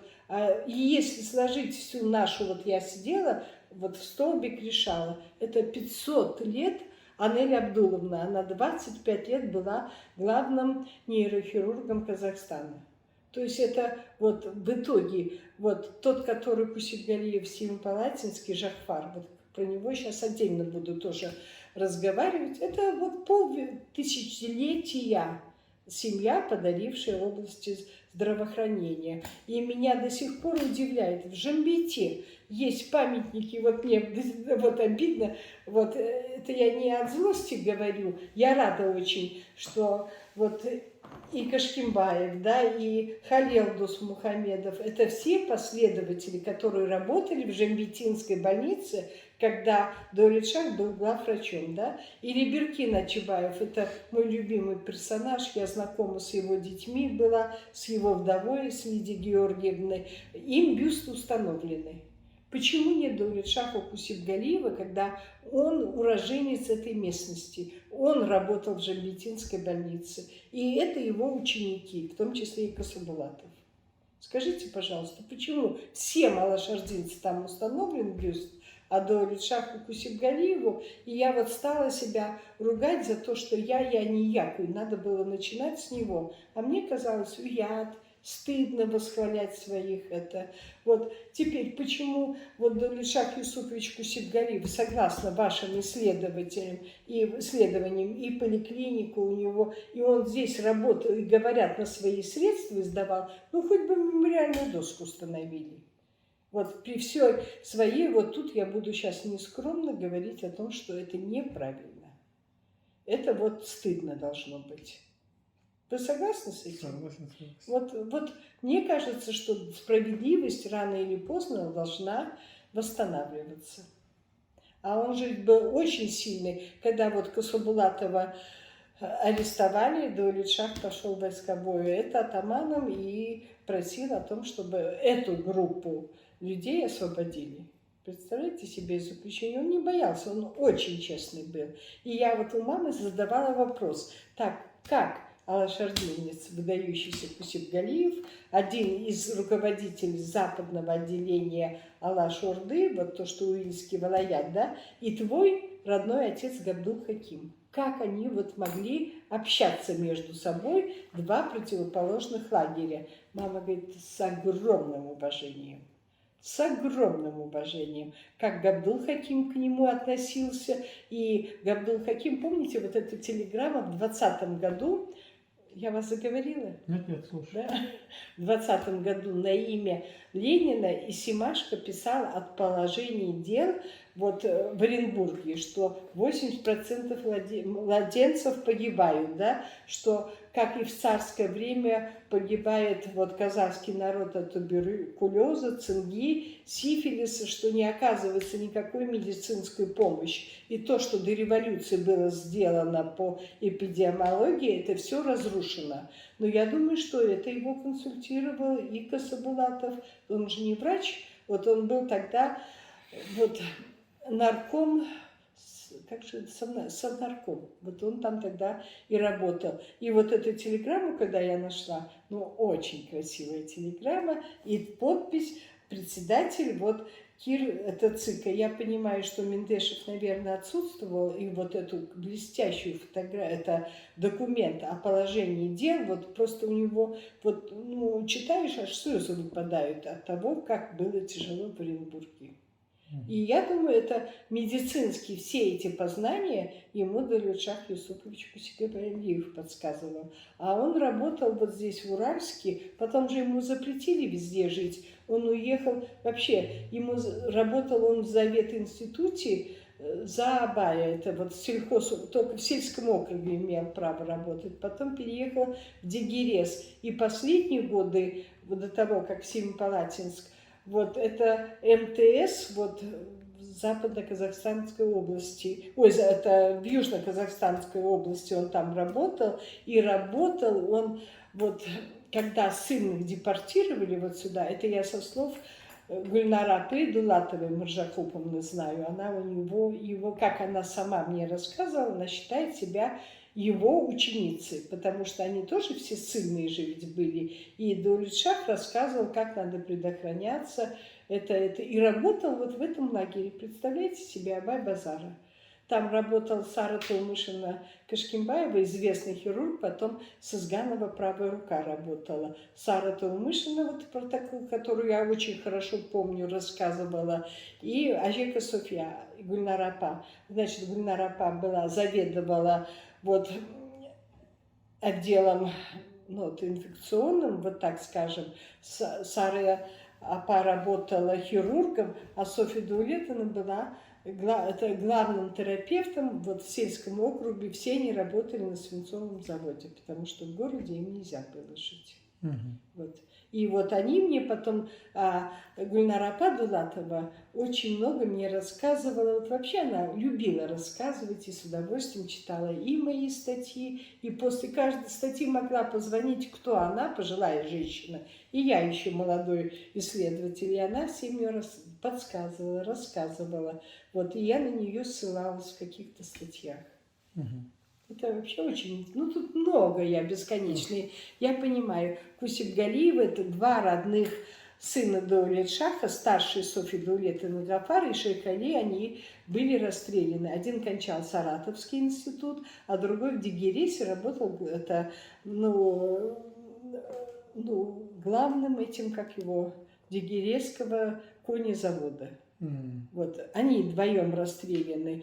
Вот их дети живут сейчас... Обвинение какое было? 58-я Тоже статья, все. да. Они все члены партии Алаш-Орды. Вот, значит, Кусипгалиев, он не был вот приговорен, но он не имел права жить, вот это, лишен прав, как вот говорили про них, да, социально нарушенный. Дальше и Сингалика Сабулатов, это его дочери, Киобала, получается, Даулет-Шаха Кусипгалиева, который приехал после Саратова, Жабетинской больницы, работал под руководством Даулет-Шаха Юсуповича. Вот он, получается, это его Киобала, да? Дальше я вот пишу Касабулатов, Ахмед Маметов. Это Ахмед Маметов, ну, сами знаете, это муж Аминяпы нашей Сулейменовой, двоюродной сестры моей Ажике Софьи. Вот она меня всегда опекала, рассказывала очень много. И вообще вот про нее разные эти разговоры идут, но она великолепный педагог. И она отчаянно защищала литературное, это и БИИФ, вот, право мощности использования восхваляла БИИФ, и в то же время вот литературу все она Алашевскую поднимала, их вложение в казахскую литературу. Отчаянная женщина была, ничего не боялась. Они потом с Ахметом Аметовым, скорее всего, оказались в Саратове, потому что боялись гонений. Вот такие дела. Потом вот дальше Аубекеров Муксим. Ну, это вот удивительно. Я говорю, все мы связаны между собой. Я даже вышла замуж, умудрилась за уроженца Ганюшкина из Ките. Представляете себе? И вот мы с мужем уже прожили лет 20, и я нашла в архиве документ, что 15 лет советской власти моего мужа, дедушка Ата, получил патефон, вот, а мой получил это ФЭТ.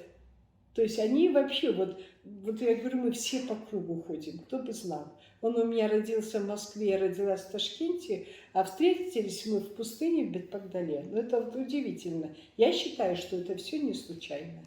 И, собственно говоря, вот первый мой, доброжелатель в моих вот работах по исследованию вот нашей семейной родословной, это мой муж меня поддержал. Я ушла с работы.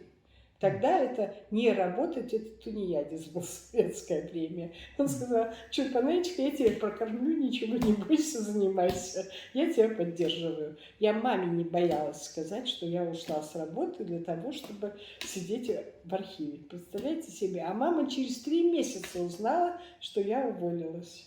Там была ЧПшная ситуация, и у нас не принято было на работе отвлекать от рабочей обстановки, от моей работы по семейным личным делам.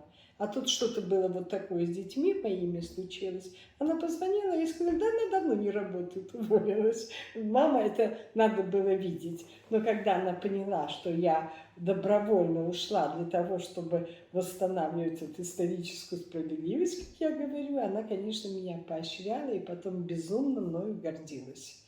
Вот. Какие года было? Я ушла, сейчас скажу. Как только я получила 25 лет стажа, согласно которому в будущем я могла претендовать на пенсию, я ушла с работы.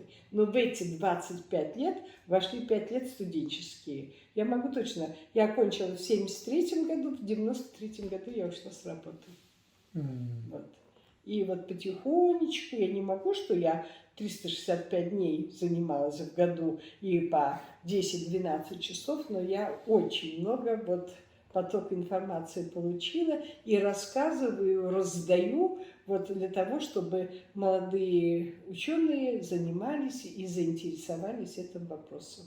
Еще раз говорю, я считаю, что это неправильно, когда восхваляют. Надо, чтобы это историки. Вот Серафеева у нас как сложилось, она же меня цитирует по моим, это она говорит, надо все логически восстанавливать. Вот и это сейчас опять не по существу, я же всегда писала о том, ссылаясь на стихи Махамбета Утемисова, да, о том, что он хотел, его программные материалы. Вот опять на русском языке. Значит, я хотел заселить своим народом земли, что между Волгой и Жаиком вот расположены. Вот это когда в году? Он переехал, родился уже в 1804 году, когда переехали, землю осваивали, хан Буки еще до зарождения вот Махамбета. Потом вот вспомните его произведение Баймагамбета, он пишет, я бы жен ваших, ох, ненавистные ханы, это в жены взять хотел себе насильно. И чтобы они визжали, ну, как котята. Ну, это что это такое, извините? Это очень хороший, но он все освещает о своих желаниях, и в конце он пишет, Бог не принял моего желания. Так вот, сначала меня поедом ели все историки, в том числе вот и Жанаев, и Ирина Викторовна, вы защищаете свой клан и так далее. А в итоге, вот посмотрите историю Букеевской Орды, они первые написали, что это протестное движение. Вот это очень правильная трактовка. Вот. И вот сейчас еще эпизод расскажу. А Жека моя вот даже молчанием свое отношение могла рассказать. Я любила казахскую вот историю, вот это все, и вот читала дома, а Жека иногда проверяла, не то что проверяла, просто ознакомливалась, что же я учу. 9 класс у меня мой, и я с пафосом, вот этот про хана Жангира, что ты не хан, а скорпион, и с таким удовольствием это прочитала. Вы представляете себе, какая Жека? Ничего не сказала, книгу посмотрела, вот так взяла, и вот так через весь стол полированный. Вот кинула мне. Ну, что я могла? Сначала я знаю, что спрашивать нельзя, ответа не получу. Это потом, когда я стала уже Жанаевский сборник смотреть, вот это я потом... И когда со стихами ознакомилась в полном объеме, ну, я думаю, это великолепно, это божий дар у Махамбета Утемисова, но правда всегда будет на стороне поэтов. Вот это я понимаю, почему. Потому что блестящий поэт. Блестящий поэт. А как вы думаете, он действительно это произведение Махамбета? Например, вот это то, что вот, про жен ханов он так говорит. Ну, не знаю. Во всяком случае, в учебнике это идет как обращение это Махамбета Утемисова к султану Баймагамбету. Вот. Так что вот, пожалуйста, вот. Потом вот по отношению Утемисова я стала задумываться о том, что не все так, как у нас написано в учебнике истории, когда прочитала Ануара Алимжанова «Стрела Махамбета». Вы помните его? Вот просто я задумывалась. Значит, он в Хиве, на невольничьих на рынках продают наших рабов-казахов. И вот когда Махамбет Утемисов хочет выкупить за деньги, кошелек достает за раба, и вот этот раб, казах наш, который в плену находился, он сказал, что мне не надо денег, купленных за деньги предателя. Вот первый раз вот эти слова, вот не в своей семье, а у Алимжанова я прочитала. Вот я тогда задумалась, почему. Вот не мог, вот Ануар Алимжанов, не понимая, что он пишет, и вот таким образом он же великолепный писатель, а вот «Стрела Махамбета» у него не получилось. Он не смог его возвысить так, как собирался вначале. Я так думаю. Может быть, я не права. Вот так. И помните, мне не нужно, вот я была прямо, ну, в литературе это ж пафос сплошной идет, да, на деньги, на свободу купленную, на деньги вот предателя. Это вот для меня было сплошное потрясение, когда это прочитала. Вот мне тогда щелкнуло, и вот дальше я уже стала ковыряться по документам. Кстати сказать, Кусеп Султан был в ставке Кенесары в свое время, и он описывал, как в ставке Кенесары вот иерархия военнослужащих. И вот согласно Кусепгалиеву, нашему вот Кусепу, там графы, князья, вот такая иерархия вот военных деятелей. Представляете себе, мне было это очень удивительно прочитать. Мгм. Всех вы рассказали? Нет, не всех. Так, Касабулатов, Ахмед Маметов, я сказала, это Миняпы, вот Ахмед, это Аубекеров Максим сказала. Садык Аманжолов я сразу рассказала, это мой из Караханглы юрист Садык Аманжолов, который был членом правительства Алаш-Орды. Махмед Рахим Карабаев, это известный деятель, который в 16 году работал вот в ханской ставке, в школе, мугалимом работал. Вот днем в архивах достаточно много документов, когда, вы помните, алаши сказали любыми путями освободить вот наших джигитов от мобилизации, от призыва. И вот Мухаммед Рахим этим и занимался. Вот связывался, значит, за взятки все это, естественно. Он деньги передавал царским властям, и освободили очень много вот тогда джигитов. И наши вот в архиве это все отмечено. Так Мухаммед Рахим был потом женат на вторым, то есть Зоря Шапа вышла второй раз после смерти своего первого, она же очень рано обдавела, вот за Мухаммед Рахима Карабаева. И там интересно, что очень такой момент. Его арестовали, он в Соловках работал там, вот Медвежья гора по городу. Потом его освободили. Зоря Шапа жила в доме своей племянницы в Чимкенте, тогда Габдул Хаким Нурмухамедович Ата работал земуправления Чимкентской области. И когда он вернулся, Зоря Шапа собрала свои вещи. Тот не захотел жить, конечно, в семье, вот кто он там получается. И в бараке он получил комнату, и Зоря Шапа со своими одеялком туда ушла жить в этот барак свинцового завода. И мама рассказывала, как они туда ходили. И вот поскольку там было достаточно бедно все, это, они со своими одеялами, курпешками уходили вот к Зоре Шапа ночевать. Представляете себе? Вот жили вот так. А потом его уже арестовали, и он похоронен со всеми нашими в Жаналыке. Это вот место, самое большое массовое место захоронения вот расстрелянных в годы сталинских репрессий. Сейчас там стоит памятник, а помните там слова, какие Александр Лазаревич Жовтис написал? Вот здесь жертвам трагической нашей эпохи, невинно расстрелянным, тайно зарытым, здесь будет памятник поставлен, извините. Сейчас. И я вот, мама мне сказала, что это мой долг заниматься этим.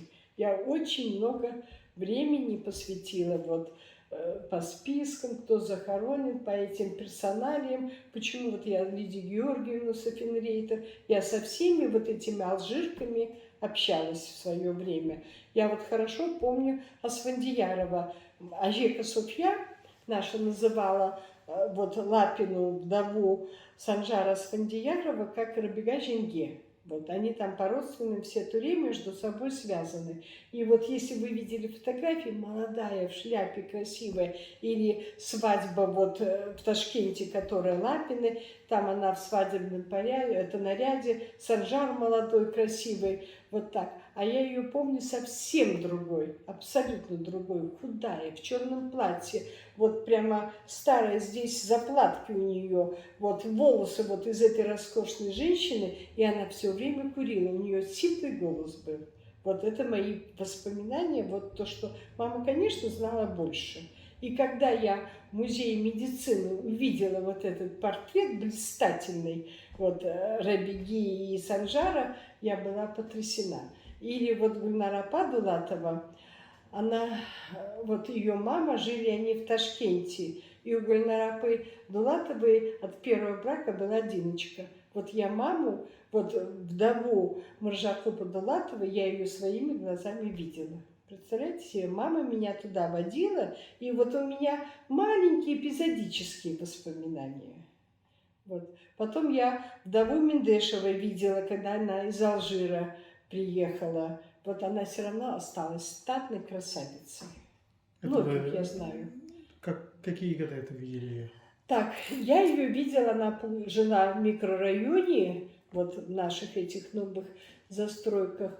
Но это, по-моему, было 65-й год, 66-й год, вот так. А ее когда выпустили? А ее выпустили, всех выпустили. Там же сидели 10 лет, и потом 8 лет они еще отсиживали. Я Таштитову жену хорошо знаю. Я вот лично со многими, вот это... И сейчас скажу, в школе я училась, с нами в классе учились Амирова и Байжарасов. Их родители были в лагерях, и когда вернулись. И вот это же своеобразная вот такая, ну, народ запуганный, очень осторожный, с новыми общениями, знакомствами вот своих детей. Но вот меня в этом доме, там мало кого принимали, а меня принимали, я думаю, это из-за того, что Габдул-Хаким был, в общем, честным, безболезненным человеком. И они потом своим детям разрешили со мною дружить. Понятно? А все они по одному делу приходили. Или вот Азербаев, вот сейчас скажу, он, это Абдукадырович Азербаев, Надир, это доктор-геолог, его отец очень дружил, тесен был с Габдул-Хакимом Нурмухамедовичем. И когда мы в Алмату переехали, и Ажике Суфья моя, вот просто она удивительная женщина, просто необыкновенная, очень вот преданная. И она приглашала в гости Нигметова, это книжная палата, вы помните, да, этого человека. Потом вот этого Абдукадыра Азербаева. Азербаева, они тоже же Тишуная. Вот потом она приглашала, сейчас я вот уже не помню фамилию, и она говорила, это друзья моего мужа, которые из лагерей вернулись. Она их с почетом приглашала. Вот распиналась, как не знаю кто. Все прятались друг от друга, а она вот с таким уважением. И вот этот Надир, сын вот того Абдукадыра, который друг, и вот ему уже за 80 лет, и вот я вот горжусь этим его телефонным звонком, что, Панчик, разреши меня так называть. И вот ты мне пообещай, если тебе будет плохо, если он знал моего мужа покойного, если тебе будет тяжело и плохо, обещай, что ты обратишься ко мне. С просьбой я тебе все, то есть объяснишь, я тебе всегда готов служить. Как мои предки, тулингуты, вот, Азербаевы, они вот служили вашим Бакихановым. Ну вот этот разговор чего стоит? Я с ним дружу, конечно, с Надиром Абдукадыровичем Азербаевым. Я не забуду эти слова. Вот, мы очень с ним тесно. Он вообще кладезь информации. Его вот отец Азербаева, прадед, столетие было, когда отмечали Букеевской Орды, Нурмухамед был приглашен в Петербург, а его вот Жарас Азербаев, его дед, он руководил столетием вот в ханской ставке. Вот, и у нас, я говорю, я удивляюсь, вот мы все как будто в одном котле вот так и продолжаем жить. Это я относительно недавно поняла. И уже ничему не удивляюсь. Всех рассказали? Так, нет, еще сейчас скажу. Мухаммед Рахим. И еще вот... Так, Ахмед Майлыбаев. Это военком. Это, получается, зять Мухаммеда Бакиханова. Вот так. Так что наших вот расстрелянных, только расстрелянных 12 человек, а сколько просто сосланных, лишены прав, это, наверное, уму непостижимо. Понятно. Вот так. Так что всех тут не перечислить. И, конечно, когда мне мама, как я говорю, она мне поставила в этот отделет, вот, который занимался жертвами репрессий, я это понимала, почему. И сказать «нет» я это не могла сделать. Это ваша мама направила туда? Да. А мама кем работала? Мама, она у меня кончала, я уже говорила, САГУ, Среднеазиатский государственный университет, по кафедре психологии, логики и русского языка. А потом работала пединституте Низами. Потом, когда мама разошлась и Софья Даулетовна вышла на пенсию, мы все переехали. Это было в 61 году в Алмату. Вот тогда у меня вот знакомство уже со всей нашей казахской родней началось. Вот так. Про вашу бабушку вы жили вместе с бабушкой? Нет, я у нее была прописана, я там почти все время была. Вот почему у меня 3 мамы?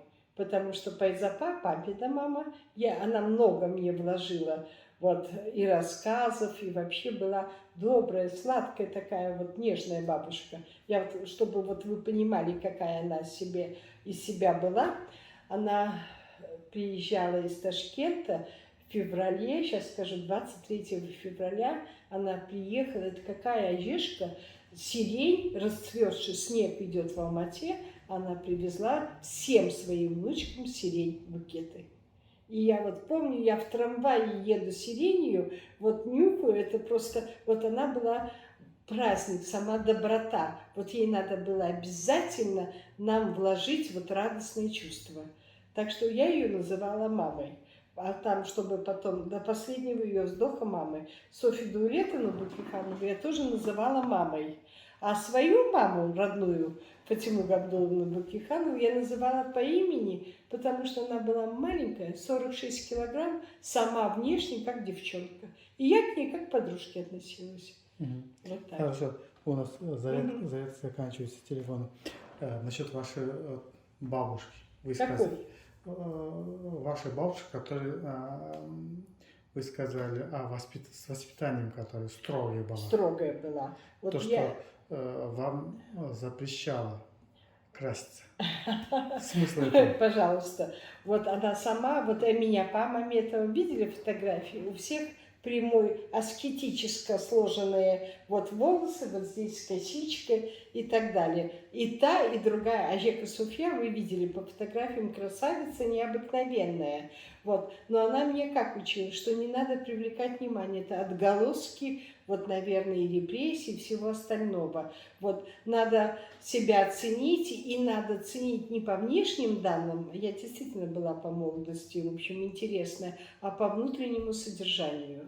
Вот надо быть достойным человеком, чтобы тебя уважали за поступки, за знания. Вот кому Ажеке рассказывают, как писать диссертацию. Или что в рабочее время заниматься личными делами, даже по телефону разговаривать, это было запрещено. Она вообще была очень строгая, просто характеристика. Вот про нее говорят Луганский, дважды герой. Вот, ну, День Победы, все это отмечается, выпивается. Вот Ажека сказала, будешь пить, я тебе выпишу. И вот Луганский, дважды герой-летчик, стоял и говорил, да, я не буду. Конечно, это выбивало, но то, что она, невзирая на уважение ранги, могла вот запретить, сказать, что это нельзя, я тебе выпишу. Но вот она мне что вот всегда говорила? Вот я сейчас вот понимаю то, что она была строга, чтобы боялась за меня. Вот как одежду собирать, как это. Она всегда говорила, Шолпан, поедешь в командировку, у тебя должно быть все вещи, чтобы ты за 2 секунды могла собраться или землетрясение и выйти. Тревожный чемоданчик, это вот отголоски 36-х годов, чтобы все было в идеальном состоянии. Я потом уже понимала. Носки, которые взяли с собой, кофту, шаль, спасала жизнь нашим женщинам, заключенным, алжиркам в том числе. Вот. А почему она говорила, не надо привлекать внимание, надо, чтобы ты сама могла выбрать тех людей, с кем ты хочешь дружить, а не стать таким вот предметом выбора кого-то. Понятно? Вот это, мне кажется, очень важно. Потом она, вот сами они аскетического образа жизни, если Гайни Жамал была барыня, жена Мендешева барыня была, да, наша Ажек Софья была трудящейся. Вот она работала денно и ночно, чтобы 3 детей вот выдержать, сохранить, вот поддержать. Когда Габдул-Хакима арестовали, у нее диасик был, Диас вот Габдул Хакимович, всего 2 месяца. Вот как в такой ситуации выжить одна с 3 детьми? Это надо героически быть трудящейся. Вот работала во всех больницах, ночные дежурства и все остальное. Вот. И ну, очень такой серьезный. Она не очень часто улыбалась. Улыбалась только со своими подругами, только с теми, с которыми общалась. Она не разрешала говорить о родословной. Если у нее спрашивали, какого она рода, а Жека наша взвинчивалась, взлетала. Она говорит, я у тебя не спрашиваю, какое ты имеешь право вот у меня спрашивать. Это не твое дело. Вот она категорически могла пресечь. Вот потом, вот, ну, я не то что боялась, я возражать ей никогда не могла. Вот она не ругала меня, никогда не наказывала, да, никогда вот, чтобы громко меня как-то вот как ругает в сердцах, никогда этого не было. Но при этом, при всем, вот она безумно меня любила, это я точно знаю.